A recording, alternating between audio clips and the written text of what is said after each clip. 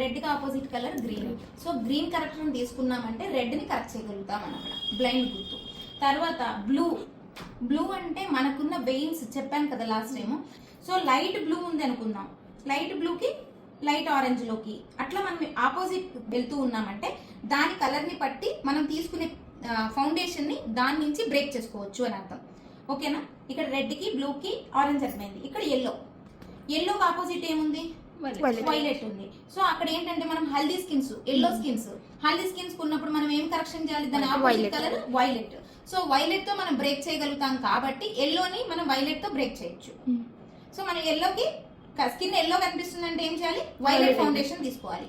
అప్పుడు yellow colour ని break చేసి తన స్కిన్ కలర్ లో తీసుకొస్తుంది అనమాట. ఆపోజిట్ తీసుకెళ్లేదే మనం ప్రైమరీ నుంచి కాంప్లిమెంటరీ కలర్ లోకి మారుస్తుంది. సో కాంప్లిమెంటరీ కలర్ ఒక్కటే మన స్కిన్ టోన్ కలర్ ని కట్ చేయగలుగుతుంది. అంటే ఆపోజిట్ కలర్ ఏదైతే ఉందో ఆ కలర్ తో బ్రేక్ చేస్తేనే మన కలర్ ఏదైతే అనుకుంటామో ఆ కలర్ టోన్ వస్తుంది అనమాట. ఇక్కడికి అర్థమైంది కదా?